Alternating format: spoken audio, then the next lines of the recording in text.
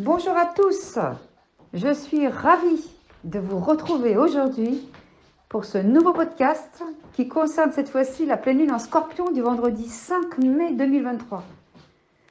Je vous invite à vous installer confortablement afin de pouvoir apprécier au mieux cette écoute. Je vous rappelle aussi que vous pouvez me retrouver sur mes pages Facebook et Instagram, la numérologie de Maude, mais aussi sur mon site www.lanumérologiedemaude.com. Bien, nous voici dans une pleine lune assez dynamique, assez tonique. Nous avons d'entrée de jeu, dans la date, le chiffre 5, deux fois, 5 mai, avec le 7 de 2023, ce qui donne effectivement une énergie 8, doublée d'une pleine lune en Scorpion. Donc là, ça va chauffer, on sent qu'il y a des vibrations numérologiques extrêmement dynamiques, puissantes, énergétiques, et ça peut être aussi des énergies explosives. Voilà, si vous êtes fatigué, par contre, ça peut vous faire du bien, ça peut vous réveiller, ça peut vous donner un coup de fouet énergétique impressionnant, et ça peut être une nouvelle lune, par contre, si vous êtes tendu, qui pourrait vous tendre davantage. Donc, tout va dépendre dans quel état vous êtes avec cette pleine lune. Donc, vous aurez à votre actif beaucoup de magnétisme. Hein. L'énergie du 8, c'est l'énergie du magnétisme, c'est l'énergie des soins, c'est l'énergie des vibrations, c'est l'énergie de la guérison. Donc, ça peut être excellent pour tous les thérapeutes qui font des soins à distance, pour toutes les énergies quantiques, pour toutes les énergies occultes, le tirage des cartes, la médiumnité, le pendule, etc., etc. Donc, ça peut être très, très bénéfique pour toutes ces professions. Ça peut concerner aussi les professions en rapport avec la loi, la justice, les tribunaux, comme avocat, comme syndicat, toute personne qui devra rétablir de l'ordre au niveau judiciaire. Donc, le 8, c'est aussi le chiffre du karma, c'est l'énergie de loi de retour, l'énergie de loi d'attraction. Donc, vous pourriez, en cette pleine lune, on va dire que c'est 3 jours avant et 3 jours après, ça peut s'étendre grosso modo sur une petite semaine, vous pourriez récolter les fruits de vos actions passées. Alors, attention, parce que ça peut être des actions passées de la semaine qui précède, de l'année qui précède, mais ça peut aller loin, ça peut aussi être des actions que vous allez récolter des vies passées. Donc là, bien sûr, c'est beaucoup plus subtil et c'est pas ce qui nous intéresse le plus, mais c'est juste que c'est pour vous rappeler que le 8, avec le 8, vous récoltez ce que vous avez semé, que ce soit en positif ou en négatif, ça ne change rien. Voilà. Donc, il faudra essayer de calmer cette action un peu brute de décoffrage du 8, qui est rapide, instinctif, qui a une grande intelligence émotionnelle et qui comprend plus vite que la moyenne des autres, ce qui fait que comme il comprend vite, il est impatient de nature et il peut bousculer et déranger parce qu'il est tellement persuadé d'avoir vu clair et d'avoir raison, d'avoir compris, qu'il n'a pas envie de perdre de temps. Et ça peut un peu se retourner contre lui. Donc on lève le pied de la pédale de l'accélérateur pour cette pleine lune et on essaye de ne pas rentrer dans la réactivité, dans l'impulsivité, dans une réaction trop rapide. Et parce que ça pourrait causer quelques dégâts, surtout avec le 5, qui lui n'arrangera pas les choses, puisque le 5, il est impulsif aussi. Il aime bien, c'est un peu un risque-tout, il aime bien prendre des risques. Il aime bien aller dans une zone d'inconfort pour se sentir vivant, pour se sentir exister. Voilà. Alors, le 8 aussi, et puis ça sera pour terminer avec le 8, parce que j'ai d'autres choses à vous dire, ça parle aussi des finances. Est-ce qu'il y aura de l'argent à récupérer? Est-ce qu'il y aura des dettes qui ne sont pas payées? Est-ce qu'il y aura des réclamations de l'argent qu'on doit? Est-ce qu'on a perdu de l'argent? Est-ce qu'au contraire, on peut jouer au jeu de hasard et gagner de l'argent? Voilà, le tout, ça sera d'avoir une attitude de confiance dans ce qui arrivera dans le domaine financier, en évitant d'avoir peur de manquer, en rétablissant, en mettant de l'ordre dans ce domaine.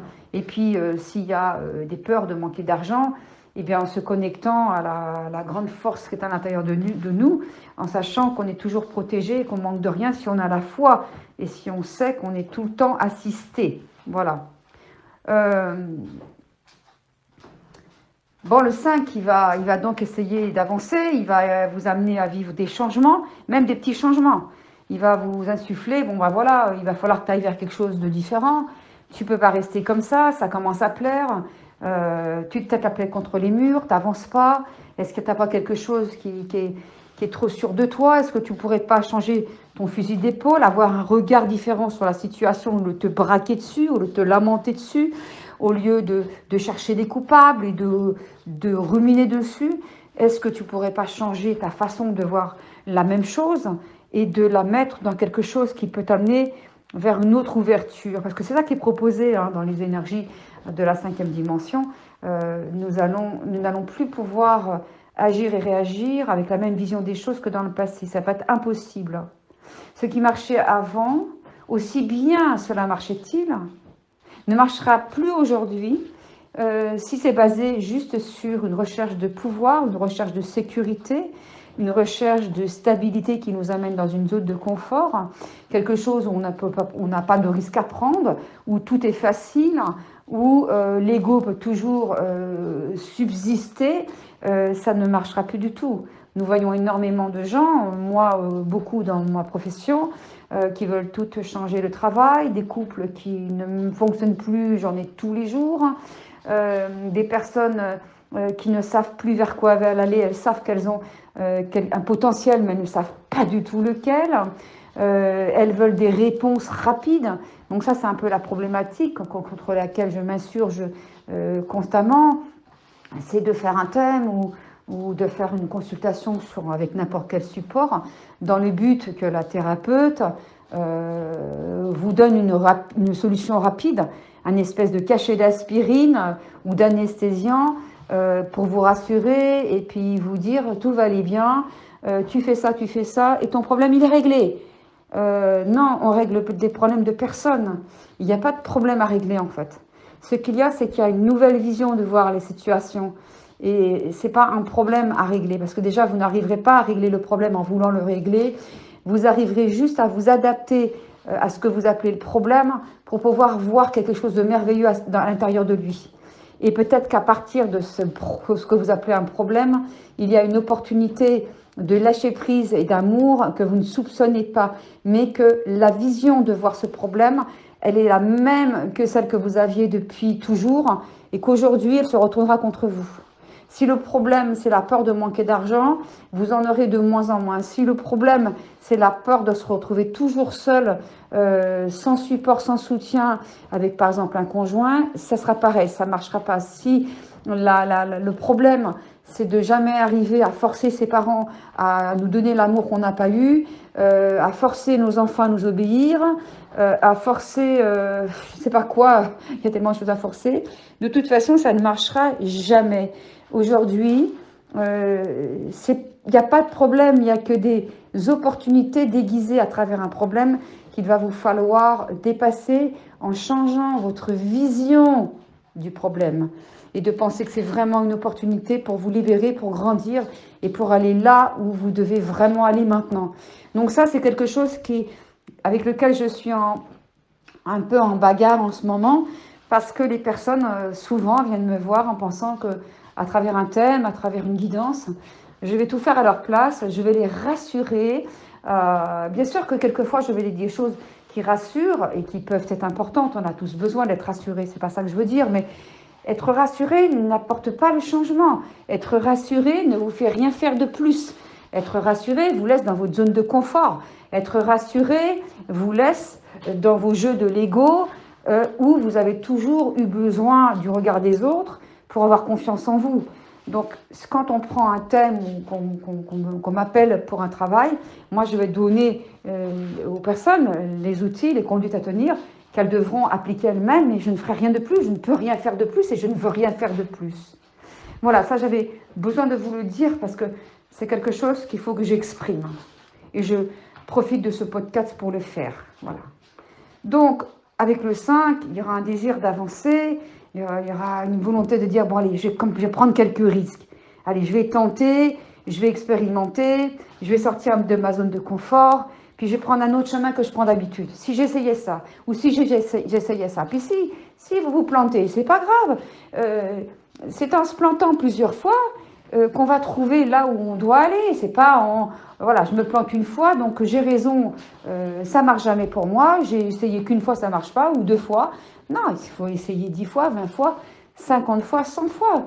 Je veux dire, toutes les personnes qui ont réussi beaucoup des grandes choses dans leur vie, elles n'ont pas abandonné au bout de 3 fois.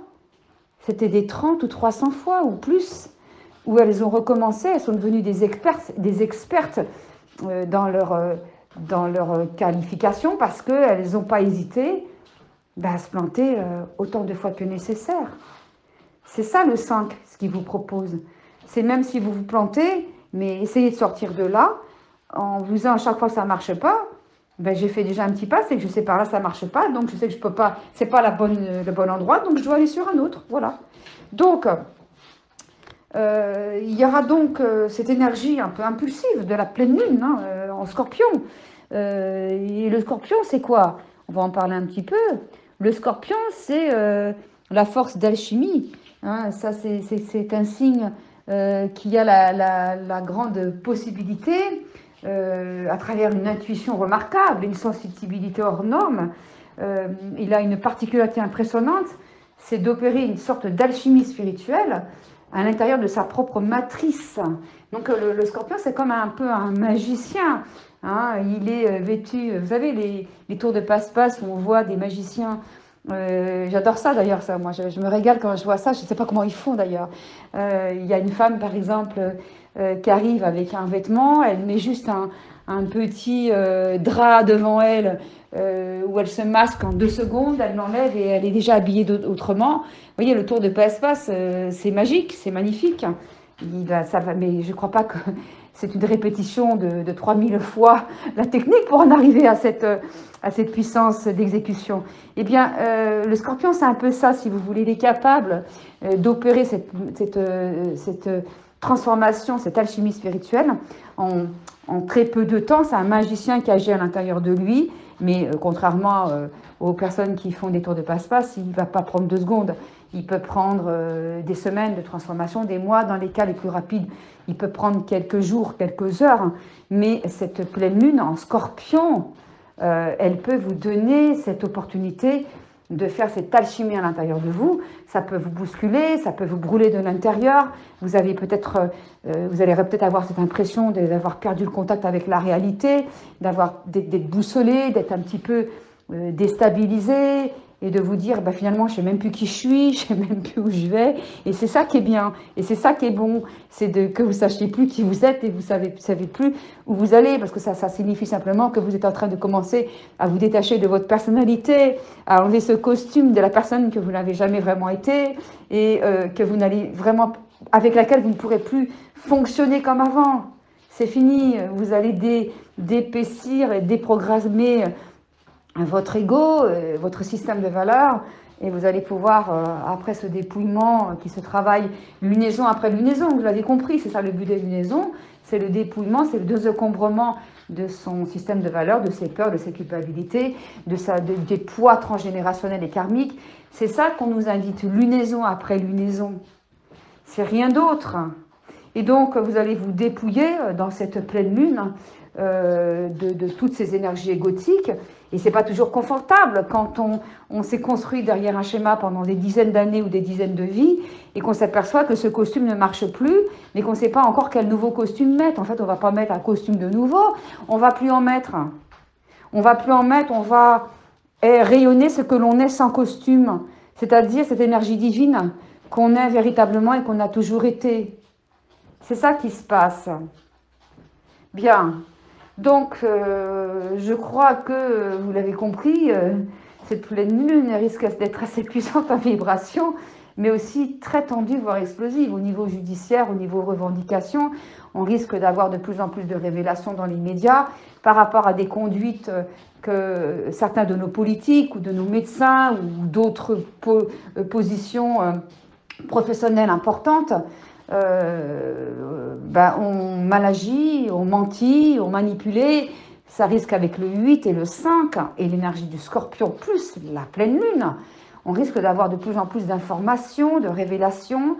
Et le peuple, et ça j'en suis très contente moi, le peuple est de plus en plus au courant de toutes ces malversations, de toutes ces manipulations, et il ne peut plus ignorer, il ne peut plus dire, le peuple ne peut plus dire qu'il ne sait pas.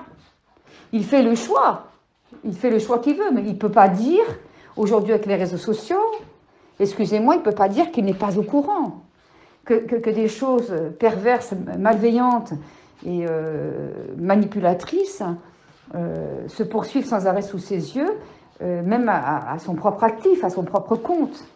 Donc ça risque au départ, quand on a les informations dans la tête comme ça, on dit non, c'est pas possible, on ne peut pas nous avoir fait ça, on ne peut pas nous avoir menti aussi longtemps. Non mais il faut arrêter. Et puis à un moment donné, on va être obligé de voir que tout a été un mensonge. Voilà, donc n'étant pas médium, pour vous dire, je ne sais pas ce qui va se passer après. Moi, j'essaye toujours de me lever le matin en me disant, bah voilà, je ne suis pas morte dans la nuit. Ce matin, alléluia, merci mon Dieu, je suis vivante. J'ai à peu près 24 heures pour m'aimer et me pardonner. J'ai 24 heures pour m'investir dans le moment présent. J'ai 24 heures pour essayer d'ouvrir mon cœur, de faire la paix en moi, de continuer à guérir mon enfant intérieur. Et puis, je ne sais même pas si demain, je me réveillerai de nouveau. Donc, dire l'avenir, c'est quelque chose qui ne va plus marcher, ça. C'est quelque chose qui n'est plus d'actualité de dire l'avenir.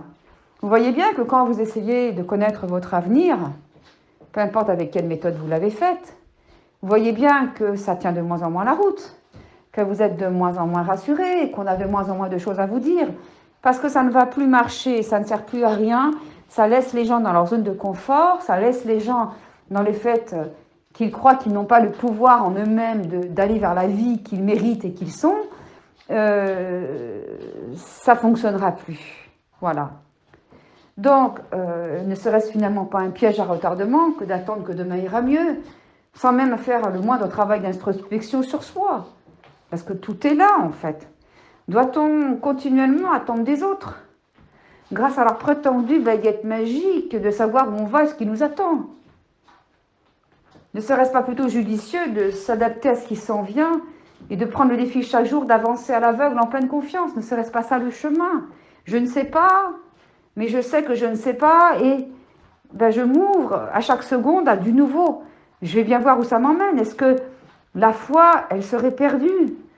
Avons-nous vraiment oublié d'où nous venons et qui nous sommes? Où est notre vraie maison? Où est notre vrai royaume? N'avons-nous vraiment pas la capacité de chercher des réponses par nous-mêmes, en nous servant de nos ressentis, vibrations ou intuitions? Avons-nous déjà oublié que nous sommes notre propre maître? Et que si nous avons partiellement besoin, et ça peut se comprendre, et ça s'entend, d'être guidés par quelqu'un d'autre, il y a ni bien ni mal. C'est nous et nous seuls qui devrons prendre la décision finale. Il y en a à assumer les conséquences, n'est-ce pas? Je ne suis pas en train de vous dire non plus que vous ne devez pas demander de l'aide. Ce n'est pas ça les propos. On peut demander de l'aide, mais celui qui vous aide, il va vous dire des choses et vous devez faire du tri. Et vous devez faire ce que vous avez décidé de faire et de choisir ce qui est le mieux pour vous et pas la personne qui vous aide. Elle est là pour vous donner des pistes, vous guider, vous proposer des comportements à adopter, mais de les essayer, de voir si ça marche chez vous, de ne pas avoir la certitude que c'est ça et pas autrement. C'est certainement plus ça, c'est certainement pas ça. Donc tant que les personnes chercheront tout le temps à être rassurées, sans avoir la moindre volonté de faire quoi que ce soit de nouveau pour elles, ben, moi je dis, si elles veulent que leur vie change, mais qu'elles ne veulent rien changer dans leur vie, il n'y a rien qui marchera.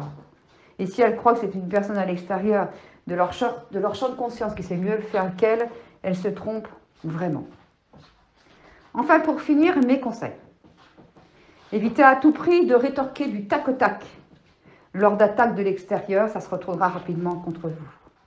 Pensez immédiatement aux conséquences de vos réactions, surtout si elles sont trop pulsionnelles, ce qui serait le pire. Prenez du temps pour respirer, pour prendre de la distance avec les événements.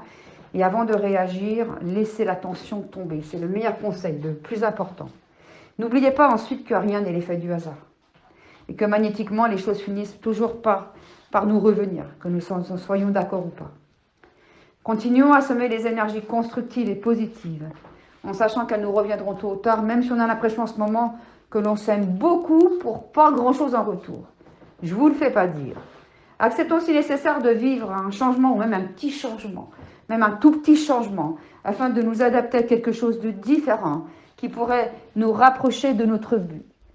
Retrouvons ainsi notre pouvoir personnel, en cessant de nous dévaloriser ou nous sentir indignes et mettons en avant nos réelles capacités au lieu de constamment en douter.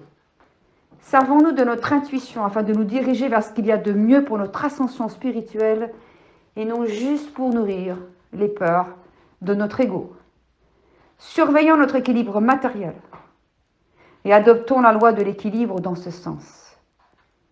Et enfin, invoquons l'archange Michael afin de nous protéger par son épée de lumière. Mes chers amis, je vous remercie d'avoir eu la patience d'écouter ce long podcast et je profite pour vous souhaiter une magnifique pleine lune en Scorpion en espérant qu'elle puisse vous rapprocher de votre propre lumière et faire ainsi rayonner en vous l'amour, la paix, la joie et la sérénité dont votre âme a tant besoin en ce moment. Je vous embrasse et je vous dis à bientôt pour un prochain podcast sur ma chaîne YouTube, la numérologie de Maud.